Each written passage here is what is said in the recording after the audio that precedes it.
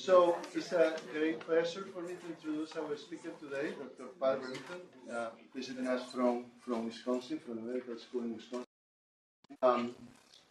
Pat went to medical school in Wisconsin, trained as a physician in the medical school in there, and then he went to Seattle to do an internship, so he's familiar with the beautiful weather of the Pacific Northwest, right? I am. Should be surprising to you. After that, he went to CDC, where he did the EIS officer program and did a preventive medicine residency for the focus in nutrition, and you were assigned to Michigan, right? Michigan State Department, Health Department. And after that, he did an MPH at University of Minnesota, and then went back to Wisconsin to work at the State Health Department as a chief medical officer for chronic disease and injury prevention, and joined the University of Wisconsin-Madison, the Department of Population Health Sciences, at the time it was called Department of Preventive Medicine, in 20 years ago, in 97. This month, 20 years ago, amazing, huh? Wow. And I had the pleasure of working with Pat at that department when I joined in 2002. Pat has an amazing career in research and education, and both in government, and both the state and the federal level, and an academic career in research, and he's an incredibly accomplished teacher, as you probably would notice today. But one thing that is remarkable about Pat is that I would say he's a man or a person of firsts. He was at the CDC in the mid-80s when the CDC developed the behavioral risk factor surveillance system and was intimately involved in the developing of that program. He was the founder in Wisconsin, in the university. He was the founding director of the Population Health Institute, that he's now acting director or interim director in a transitional of the leadership there at this point. He was the founding director of the University of Wisconsin MPH program in 2005. And also founding director of the preventive medicine residency program started 3 years ago. Yeah, 3 years. And the inaugural dean of public health inaugural associate dean for public health at the newly renamed School of Medicine and Public Health at the University of Wisconsin. Went from medical school to School of Medicine and Public Health. And they are still under Pat's leadership trying to figure out what that means. But the other big thing that he started is the program he's going to be talking about today, the County Health Rankings, in 2003, along with David Kindig, another colleague. He started that program. It was called the Wisconsin County Health Rankings.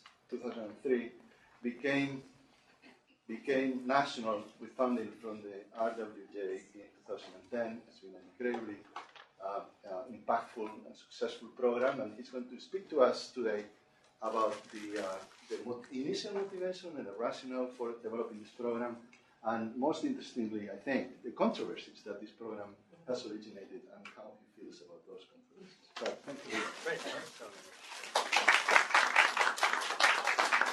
Well, this is great to be here. Can you hear me all right? Is this okay? This is really a pleasure for me to be here. I have to say on camera, because this might be recorded, right? Can the general public? So I'm not being recruited to Oregon State, for those of you back in Madison. But who knows what I'll say by the end of the weekend. The weather outside is incredible. I remember seeing the sun once or twice when I was doing my internship in Seattle, and so we're going to see it a fair amount this next week. So it is good to be back to the Northwest, and I really appreciate Javier's offer. I was involved in the recruitment of Javier to be our chair in 2002 or so, and so I share with you that the pleasure and success of bringing him to your institution. I think also the secret of my being first is to go to a place where there is nothing. So that's not been that hard to do. There was no public health in Wisconsin in my medical school. As Javier knows, very little public health in our department. So it's really not been hard to just show up and mention the word public health, and it's like I had some novel idea.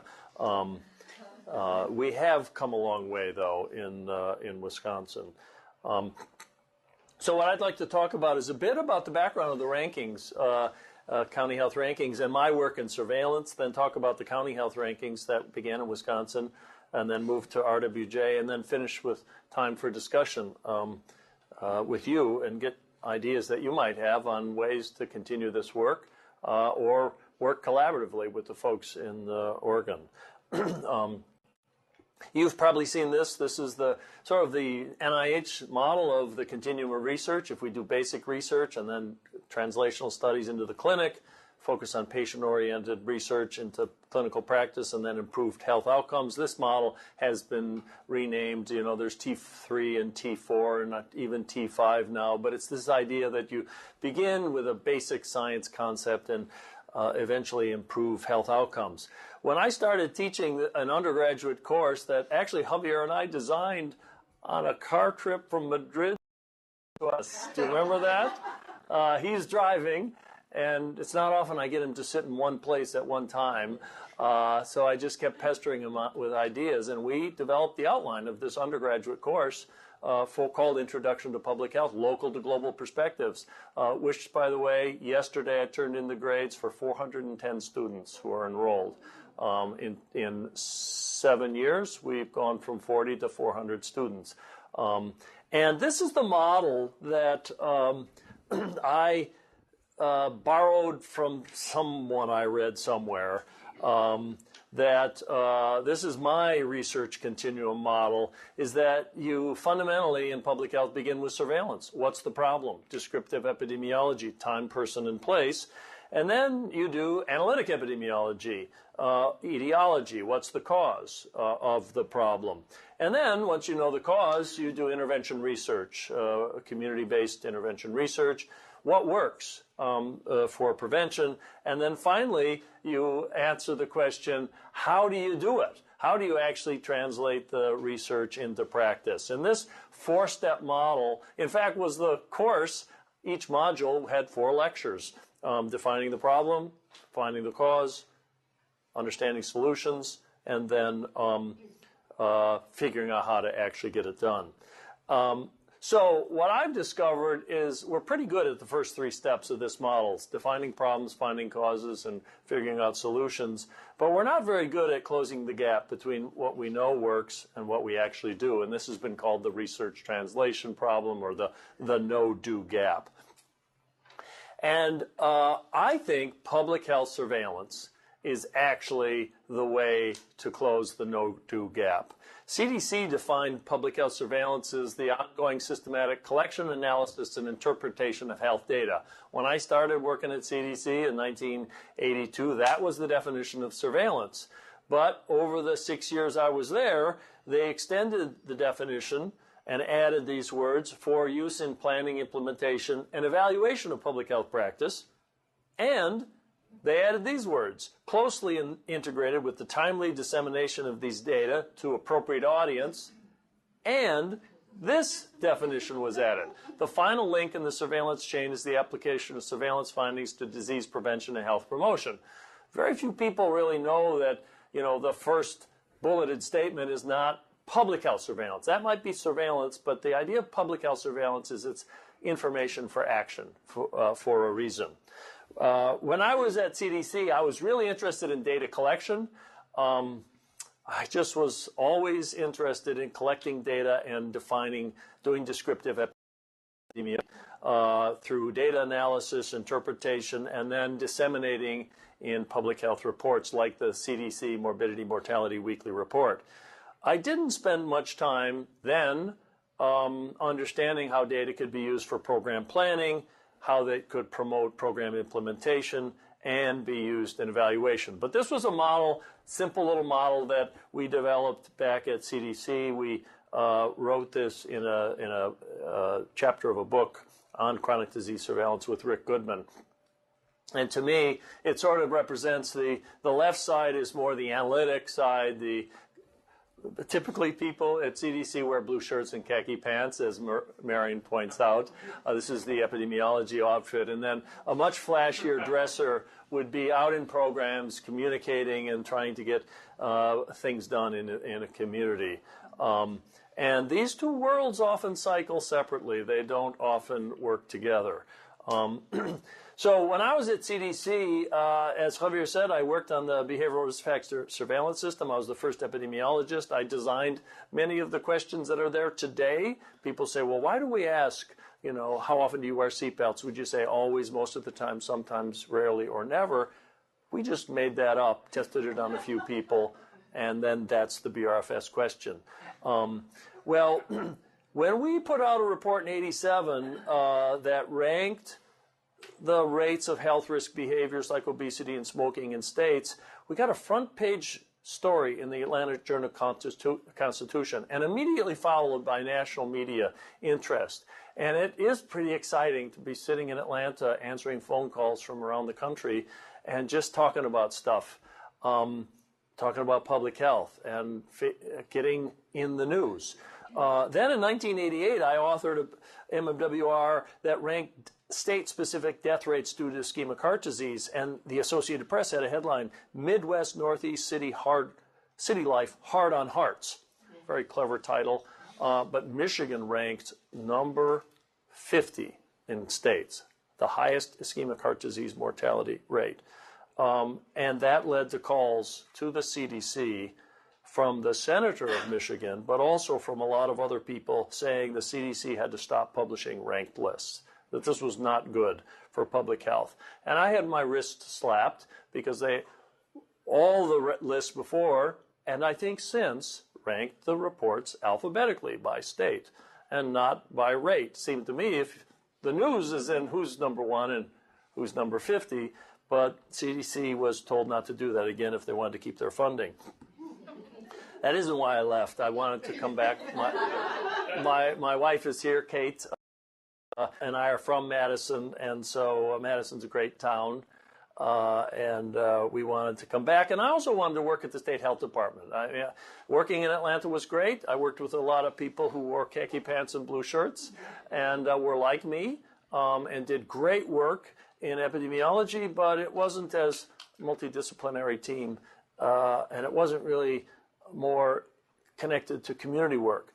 So I got back. I arrived at the state health department. I was when I came there, I was in a cubicle as a medical epidemiologist, and I had no staff and no money. But I wanted to do public health surveillance.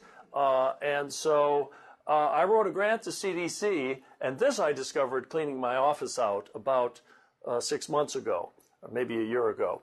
I found this folder of a grant that was not funded in 1994. And I had proposed county health rankings. And the review was very negative about my idea. And here's a quote from the reviewer, that the rankings may be quite counterproductive. These often incite great resistance. Seriously, bad idea. Don't do county health rankings. This was part of a collaborative application through the Medical College of Wisconsin. And so I had a bad idea, apparently, to rank counties. And this reviewer did not like them. But in 1990, an insurance company started putting out a report called the America's Health Rankings, ranking states.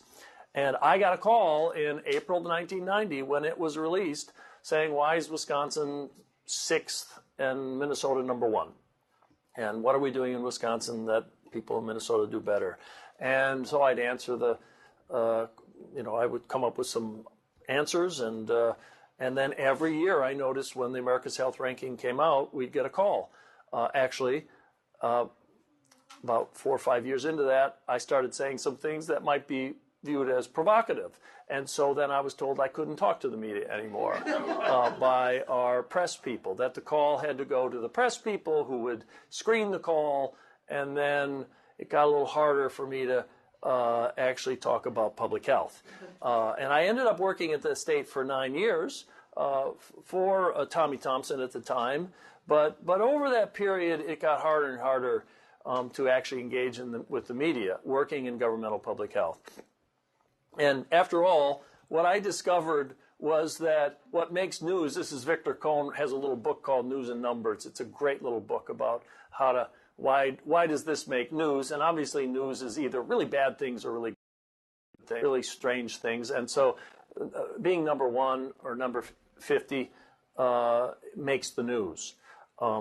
So as Javier said, I joined the faculty in 1997 and continued to be interested in county health rankings. But this time I actually had some money and there were graduate students and I had nobody to tell me I couldn't do it. So I hired some graduate students and I met Dave Kindig, who was really my mentor on this work. And Dave had a broad view of health and building on this Evans and Stoddard model that views health as not just disease rates and death rates, but the multiple determinants of health. And so we came up with a model. This is a little hard to see, so I'll just show the whole model. You've probably seen this. This is the county health rankings model now. But this was a spreadsheet that I put rates of tobacco use and obesity and alcohol abuse and unsafe sex here, and then we weighted them into summary measures of health behaviors, clinical care, social and economic factors in the physical environment, and those all combined to be a health factor weight. And then we looked at premature mortality rates and a couple of measures of quality of life and combined them into health outcomes. And this was literally on, I think, a Lotus 123 or Excel spreadsheet. Paul Pipard, a colleague of ours, helped in designing this. And then we had a wonderful artist who put colors on it, and that became then the model for population health for the county health rankings. So we put this out in 2003 and started doing annually Wisconsin county health rankings for our 72 counties. And the purpose was, to get back to this sort of news and the numbers, is that we wanted to put public health on people's agenda, to get people to pay attention that there are differences and disparities in health in communities.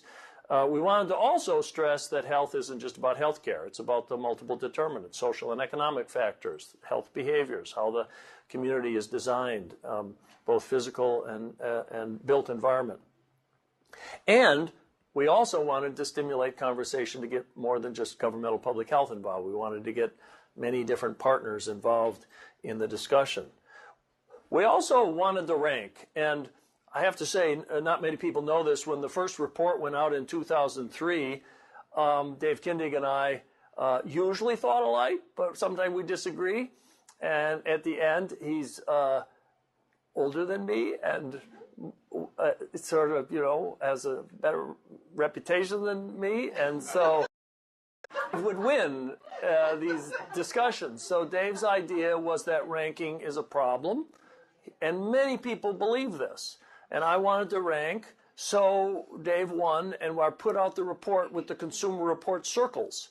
So if you were the top quartile, you were a red circle, and if you were the bottom quartile, you were a black circle, and sort of, different. You've seen Consumer Reports. You try and buy a used car. It's great for buying a used car, because you want to buy like a Toyota or Honda. They're all red circles, but not the GM products, which are all black circles, unless you're a gambler.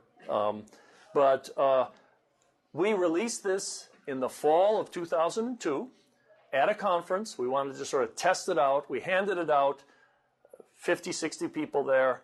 Nobody could make head or tails of it. In fact, there was a news person there who said, how am I going to write this? Which county has the most red circles? He said, well, it's not about ranking. It's about red circles and black circles. And so we, at the end of that meeting, asked for all the copies back. We took them back. We went back to Wharf, and I said, Dave, we're going to rank these. So we just took the same data. We ranked it, released in January of 2004, and we had a press conference up at the Capitol. Lots of news stories. It's really easy to write a news story to say, so-and-so ranked dead last in Wisconsin, or is the healthiest county in the state of Wisconsin. So, in fact, I tell a story about 2006 when we released the 2006 report. We got lots of local news in our, dailies, some weeklies. Here's a story about Ozaukee County is healthiest in state, second year in a row, by the way. They're very proud of that. And they combine it with a, picture of a bike path, things that they do to make the community healthier. Here's a place Washington County ranks among states healthiest. Ozaukee's number 1, but Washington, I think, was 2. Here's a middle school teacher jogging on the middle school athletic equipment. Dave Tremmel works out on a treadmill at the fitness center at the high school. He said exercising helps him makes him feel better about himself, and probably manages to get through the day as a teacher. So unfortunately, there are people at the other end of the spectrum. Milwaukee, one of the unhealthiest places in Wisconsin. Each year I release this. I would call the tribal health director in Menominee, Jerry Wakaw, and I'd say, Jerry, Menominee's going to be dead last again. But he actually would thank me for it, because he said, this is, I don't want to look beyond the statistics. We know our reservation, and it's bad news, but it hopefully will lead to good things. So the rankings we found, used in needs assessments and evaluations, program planning. They present within the community, spark coalition building. This is something I searched for a while back. If you search for Wisconsin County Health Rankings, you'd find it in Board of Health minutes, people presenting, making their case for a public health program, saying, we ranked 71st out of the state. Here's an example of an epidemiologist talking about the county health rankings before continuing with old business. So this is Polk County ranking 43rd in outcomes, 27 in health determinants. Again, Dave Kindig won this argument. I wanted to blend the outcomes and determinants into a single measure. He just would not let me do that, and he was right. I think we've been successful in teaching that there are things that happen, that things determine health, and then there are outcomes. And I'm glad that he persisted by us keeping the determinants and the outcomes separate in the model. Well, in that year, this is what our list looked like. Healthiest places. Florence County is a small rural county. Waukesha and Ozaukee are suburban affluent counties of Milwaukee. Eau Claire, Portage are small cities, but obviously these are for health outcomes. And then at the bottom of the list, Adams County. Adams and Juneau County are sort of sister counties. They're very poor rural communities. Menominee is the Indian Reservation, Milwaukee County. And that year, Juneau County happened to be at the bottom of the list. And in 2006, the Juneau County Star-Times came out with a story that says, "County is state's unhealthiest. Researcher, results of new study are a call to action for community." And it actually, this was Peter Vila, who was a graduate student, who did an amazing job in working on this with me. In fact, his idea, we used to publish lists by risk factor of all the counties. And he said, well, if I were in a county, I'd want to see all my numbers on one page as opposed to on 35 pages. So he said, can I make a snapshot? And I said, that's going to be a lot of work. He said, no, you just write a macro in Excel. So he wrote a macro. We had 72 snapshots, and those changed how we dealt with our customers, which I viewed the list as the message, but if you're in a community, you want a picture of health in your own community. Well, this article came out, and I received one of those letters in the mail that, you get, and it's first class. You don't get really first class letters anymore. But this one came, Dr. Patrick Remington from Juneau County, from Austin. And it began with, "Dear Doctors Remington and Kindig, I have 5 major disagreements with the data you have compiled, published, and widely distributed about Wisconsin County rankings in terms of healthcare and health determinants. A significant portion of your data is fatally flawed." That's not a good thing in epidemiology. mean, flawed is one thing, but fatal is another. It discriminates against rural counties. Your method of comparison lacks statistical significance. You solicited no input, involvement, or communication with this county and probably most other rural counties. And it demonstrates inappropriate use of the Blue Cross Blue Shield money, a local endowment. This was actually part of a 5-page, single-spaced letter from a local physician who concluded if your organization were actually serious about improving the health of the people in Wisconsin, not just providing employment for public health researchers, it would begin collaborating with, i.e. helping, not pontificating to, the primary care providers of the state. I would appreciate a response. I intend to send this letter to various news entities, including those listed on your website, on or about April 1st. I thought maybe this could be something of April Fool's letter. Notify, but it wasn't, because she sent it to everybody, from senators to the governor's office. In fact, I got invited by Dale Schultz, then Republican majority leader, and Cheryl Albers, who represented Juneau County, into their office. They actually commissioned a legislative reference bureau study on the methods that we used to see that if this was actually valid. And it turns out I had a great meeting with them. They were very supportive. Of course, the analysis was these are just public health data. This is sound public health practice. Well, then I was invited to a meeting to come up to Juneau County to talk with the local health department, and they invited me to come up to talk in the courthouse. But when I arrived, I was a little late, because I always underestimate the time. And a couple of graduate students came with me, and we came to the courthouse. I said, "Where's the meeting?" They said, "It's in the courtroom." I opened the courtroom door. It was packed. And I turned around. The graduate students sort of drifted away like they didn't know. And seriously, they said, "That's where you're going to sit, in the witness stand." This is true. I normally am pretty comfortable speaking in public. My jaw was locked. I took the witness stand. Sitting in the judge's chamber was the health officer, who she leaned over and she said, "I've never been in the judge's chair." And so, the inquiry began. And clearly a gentleman had been tasked with beginning. And I was ready to defend the numbers and the statistics and the confidence intervals. And he actually said, "Dr. Remington, we're not here to debate your numbers. We know we have a problem here in Juneau County. What we'd like to do is talk about solutions, what we should do." And I was not ready for that. I'm more of a numbers guy. I'm not so much a solutions guy.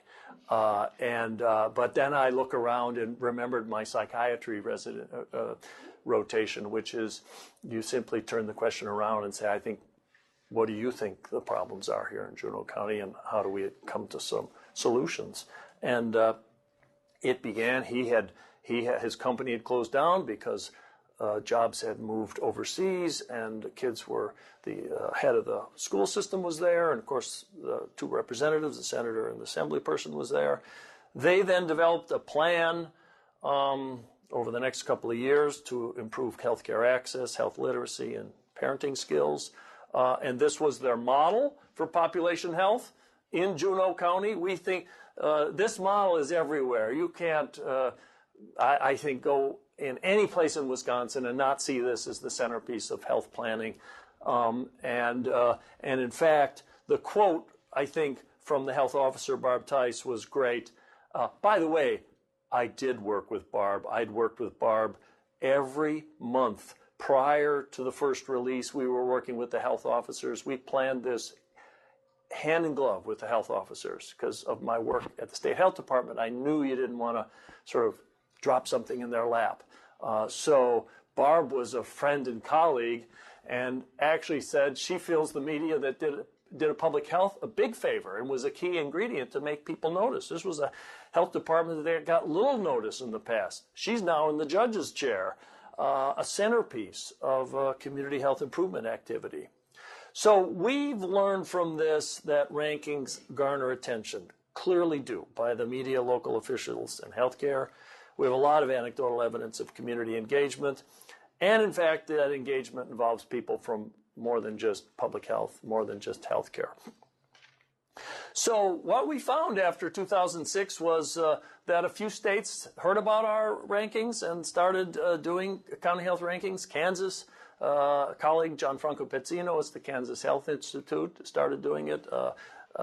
New Mexico did it, Tennessee did it, and again used our model, and we very much assisted them. And so I was giving a talk in New Orleans, and a fellow from the Robert Wood Johnson Foundation was there, and I basically told this, I've told this story many times about Juneau County, and he heard it, and he went home to Princeton and said, you know, there's this guy in Wisconsin who gave a talk on rankings. This might be something we should be interested in. He told it to his boss, a guy named Jim Marks, who was my boss at CDC, working in the Division of Nutrition. And Jim said, I know Pat, I'll give him a call. And they asked us to put a proposal in.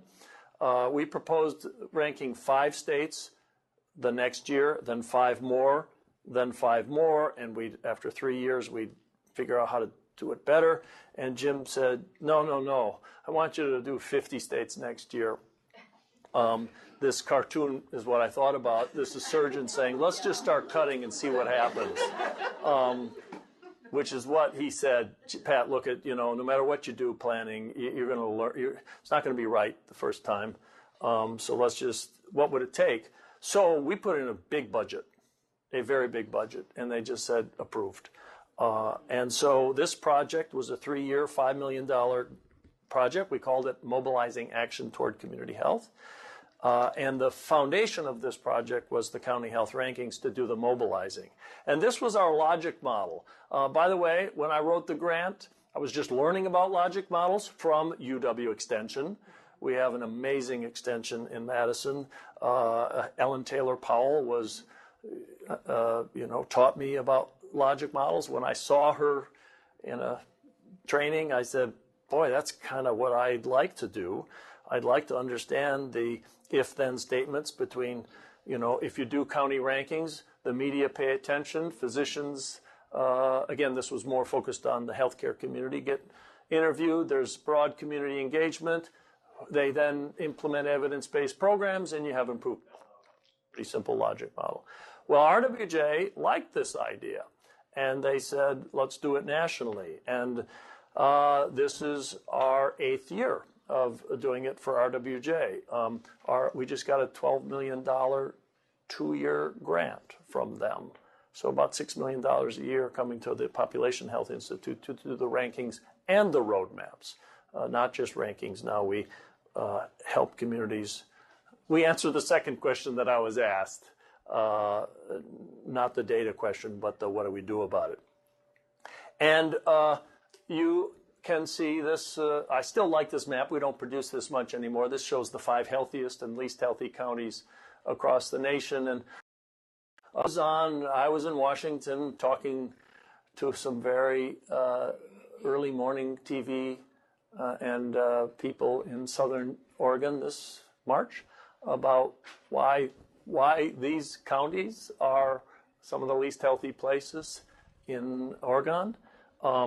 But it's true across the nation. Every state has counties that are healthy and less healthy. We get lots of local media, lots of national media. And again, this is pretty striking. I actually learned about the state of Jeffersonian. Do people know the state of Jeffersonian? That the idea is that these counties here and these counties in California want to join together and become the 51st state of Jefferson. And they're actually the least healthy counties in Oregon. And should let them go, by the way, and just wish them luck. How did that work out for you? But also last night, I just Googled county health rankings, and this is a story that came out in March. Washington County ranked healthiest in Oregon. This is just from this month. Crook County offers diabetes prevention program.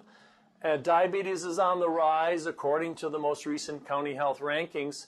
Crook County has the highest diabetes rate. By the way, we don't put that in the rankings. We have associated measures now kind of on the back page. People kept saying, well, why don't you put those other measures there if you have them? So we put them there. And this is not yet public. Well, it will be shortly. We are going to, the community health status indicators that the CDC used to put out, ranking to peer counties, they've asked us to do this now. So we are going to be the place where people go for all community health measures. Council here's a soft pitch for soda tax. This was just May 2nd. St. Helens City Council, and the program coordinator began by providing an overview with the county health rankings. Columbia County's 14th out of 33. It's basically, if you're going to advocate for soda tax, why not begin with the problem? Describe the burden. If you're going to move to solutions, it's nice that the rankings can provide some context. So I think looking back on how our logic model is working, I'm not so much going to say that I've proven this through causal research, but I know that we can make rankings, right? We've proven that. And I've pretty much shown that we get media attention. That's a true if-then statement. And I know that, and we know through information, in fact, we've done some surveys, that communities get engaged surrounding the rankings. So this part of our logic model has been proven. We know if you do an evidence-based program, by definition it's evidence-based, we know that if you do it and you implement it with fidelity, that health outcomes will improve. What we don't really know is this step. Once you get people engaged and angry and, coming together and coalescing, we don't really understand how much, I call this, this is heat, but maybe no light. Maybe not a lot of things actually happen. So this is where I would ask you, are there community examples where actually things happen as a result of the county health rankings? What we really don't know is how to replicate the Juneau County experience. We'd like every county to come together and talk about the health challenges and coalesce and put programs and policies into place. We would really like to know whether this engagement leads to evidence-based programs or policies. And let me close then by talking about limitations. So rankings are not great because Menominee County has improved the fastest of any county in the state of Wisconsin. When you look at improvement, they rank #1, but they're going to be 72nd for a long, long time. They have such a long way to go. So that all boats might rise. It would be a long way to have Menominee County move up. Certainly to say that they're the healthiest county, might be the healthiest county someday, is a real challenge. The metrics, we know these. I know these metrics. That some of them are based on behavioral risk factor surveillance system. It's a phone call, random digit dial. It has non-response bias. It has, underreporting of behaviors. And they're really unstable, huge confidence intervals from the survey design. And it's 7 years of data, and it's old. So these data are great, but for the purpose of calling to action and classifying places, they work pretty well, but they're not as reliable or timely as we'd like them to be. And the other thing is they're county-wide, and they certainly do hide within county disparities.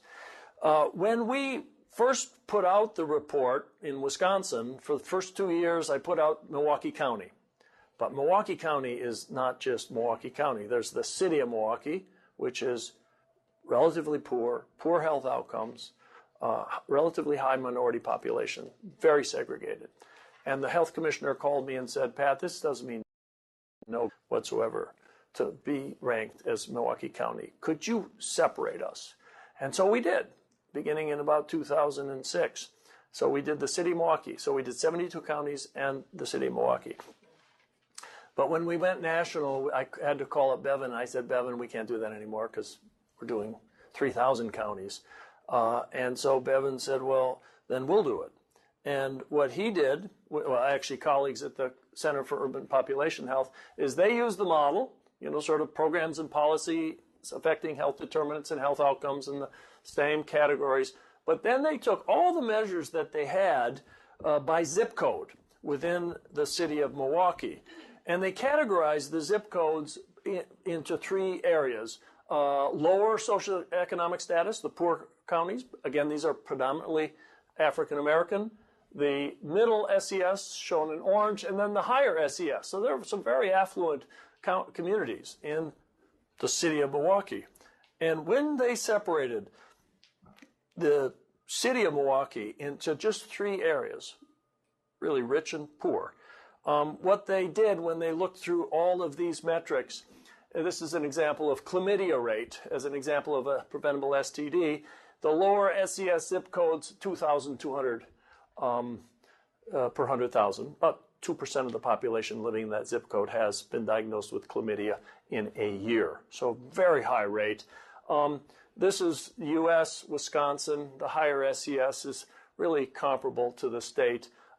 This is the entire city. So again, these disparities really are seen throughout all the metrics. In fact, I found this last night. This is impossible to see, but what they did is they took all the measures and if this is the state or national rate, the lower SES is worse in these measures and better here, middle SES, and this is the higher SES. So these are the areas where you would target programs or policy approaches. And obviously you have a lot of work to do in Milwaukee, particularly in the low SES communities. You might say that the higher SES zip codes in these neighborhoods are doing pretty well compared to the rest of the state. I also discovered that right here in OIT, this is Oregon's Institute for Technology, he makes new healthcare discovery. It turns out it's not so new. It's called GIS. And they have now, John Ritter is working with the Wellness Center to look, with a $100,000 grant, to look in a community to look at disparities really by using GIS. So that Klamath County, it may be ranked 35th healthiest. I don't know what that means, but that's probably unhealthy. Klamath is unhealthy. But there's disparities within Klamath County. And so this is a way to look within using more sophisticated techniques. Public health surveillance can be used to accelerate the translation of research into action, to promote evidence, to promote community engagement and evidence-based policies. The use of ranking increases interest and engagement. I just brought the quote back from the reviewer. He was right. These often incite great resistance. Yes, you were right. And the summary measures, by not just ranking diabetes or smoking or cancer, by having this broad model of health that Dave Kindig really advocated, lots of more diverse stakeholders come to the table. So I think really this model, it's a pretty simple model for research continuum. I argue that surveillance is not only good as part of the sequence of causal epidemiology and intervention research, but it actually helps you spur implementation. It helps you close the gap between what we know we should do, what the problems are, what we know works, but what we might not be doing.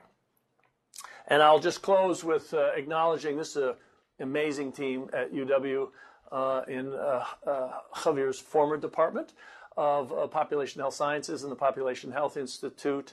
RWJ has been very important in the success of this work.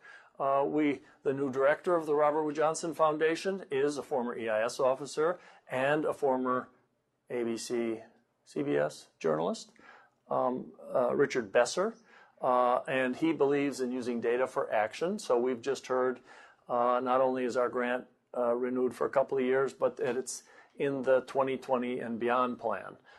So this is a key part of RWJ's portfolio. And in fact, it was a conversation I had with the previous director of RWJ that I talked about the rankings really.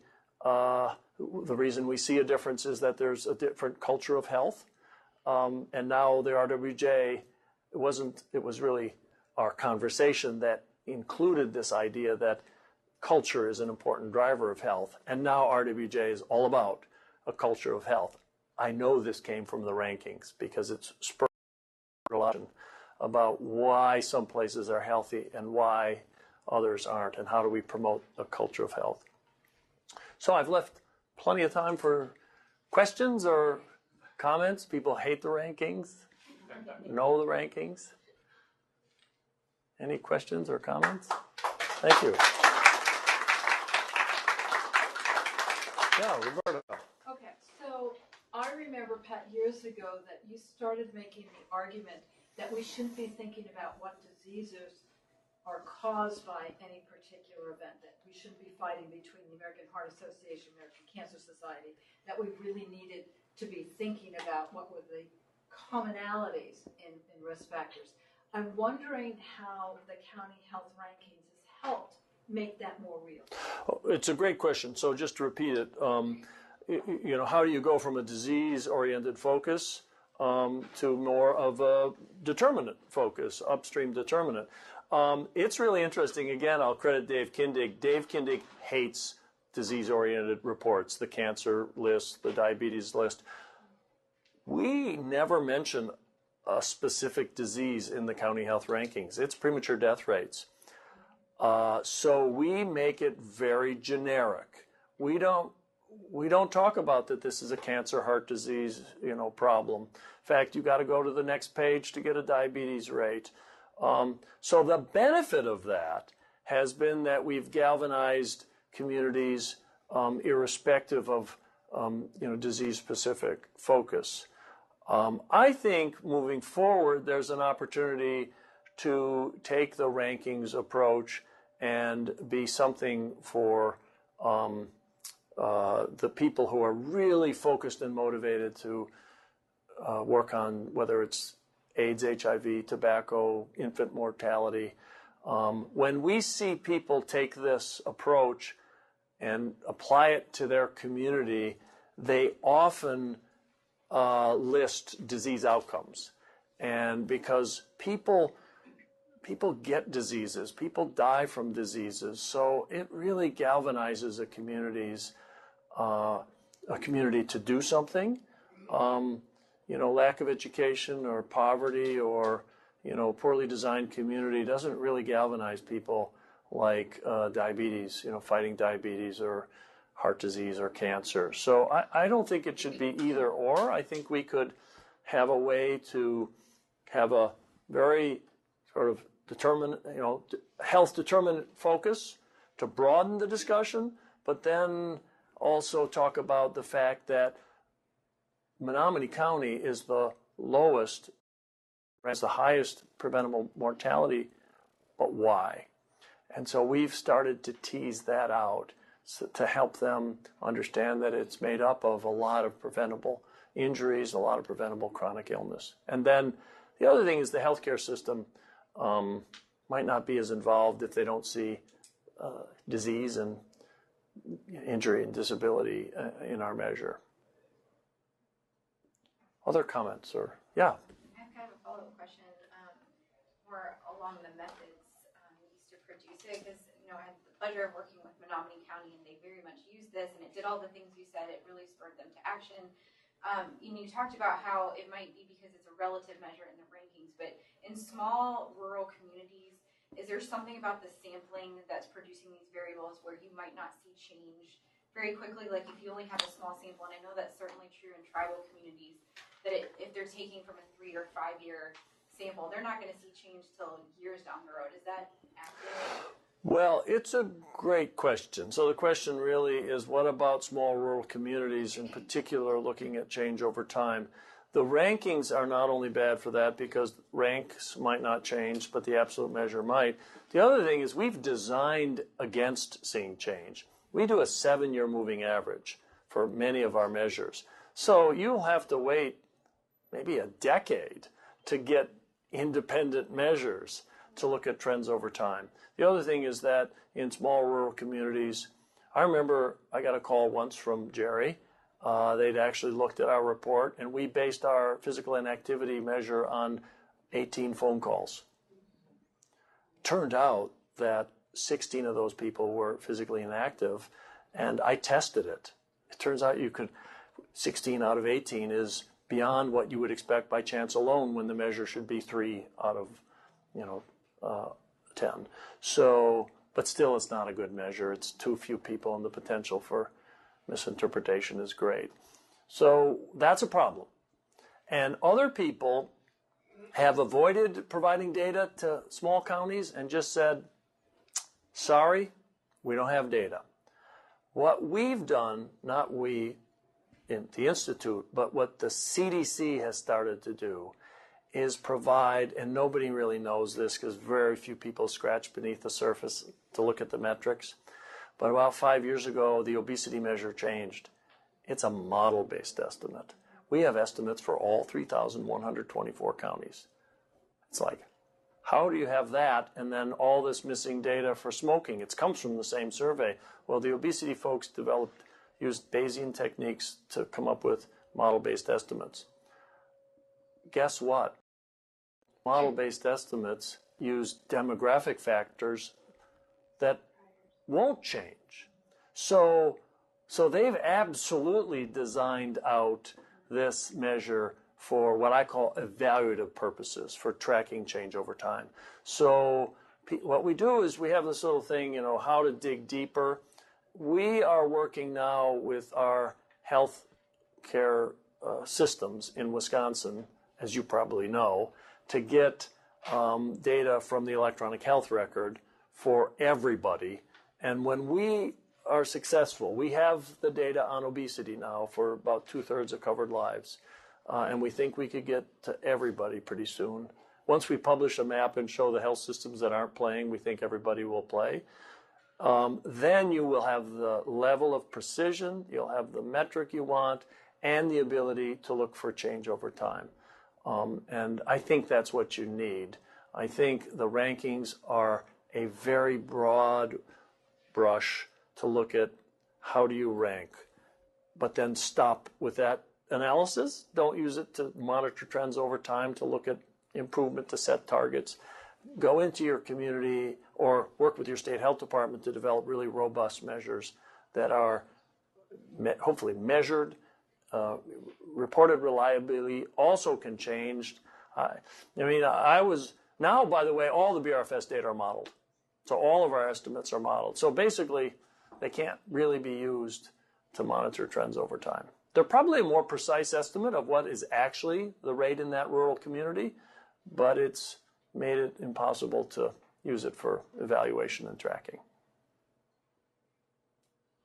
Other comments or questions? Yeah. Thanks, that was a great presentation. Thanks. I wish you were here 2 months ago because I'm doing some indicator work for Clackamas County. Basically, they want to do a within-county ranking because they think the county ranking masks the disparity in the county. And I was wondering, would you be still on board with ranking within a county? Oh, absolutely. I think it's in effect, Milwaukee did that by grouping, these zip codes. Because if you come from Milwaukee, you know these neighborhoods. So these 3 SES groups are basically neighborhoods. So I think it's a great idea. The work at Virginia Commonwealth on the life expectancy within communities, showing, areas and effectively, how far you are out the metro in Washington or, Richmond, Virginia. That's been some really good work. So I absolutely think so. Now, interesting, I heard through someone that I know here that Clackamas County not the ranking. They ranked second last year. We do have a measure of inequity or disparity within. It's called income inequality, and it's the ratio of the income of the top 20% of earners to the bottom 20%. You would expect a place that's really unfair might have a huge ratio. Turns out Clackamas the ratio is about 4.1, which is a little better than average. It's not the most disparate county in the state. There are places with 6- and 7-fold differences. Now, it could be that Clackamas has 3% of the population that's really poor, or 10% that's really poor. Could also be that they're unhealthy, not based on income, but based on other factors. So we have tried with the county health rankings. Believe me, we would like nothing more than to measure a community's overall health and also health equity, how well health is distributed within the county. And we have failed year in, year out. We've done the Gini coefficient. We did mortality rates by education level, highly educated versus low, and a ratio. We did now this measure of income inequality, and nobody calls us up. I gave lots of interviews. Nobody ever talked about the income inequality measure. They talked about length and quality of life and risk factors. But the work in Milwaukee has been very successful. If I were to go, I would maybe contact the folks. The report I looked at is from 2013. I think they're working on the next version right now. How did they get the data? And then I actually think if you come up with a nice way to rank places within a county, that could be really interesting, because now all of a sudden you get Shorewood Hills ranking against Maple Bluff, against certain. I was wondering if you guys are thinking of developing that approach. We have not. It's just, I think we've always had it on our, this would be really interesting to get communities then focusing within, because as you know, resources aren't going to come from the federal government for the foreseeable future, and aren't going to come from states. Don't typically. That if you try and do community health improvement, oftentimes you're dealing with local resources. And I think when a community says, like in Dane County, that we've got some of the biggest racial disparities in the nation, in fact, the biggest, that the chance of doing something within a community might be the best. So by saying, Shorewood Hills or whatever it is, you rank number one. What's that community doing collectively within our county? The communities that rank last. I think it's a great idea. It's hard to do because, I have lots of questions. Sorry, we're meeting later. Oh, good. Okay. Maybe we'll have time for one more question. Quick question. Simple one. Or just get outside and enjoy the sun before it goes away. I might promote that. Well, great. Thank you very much.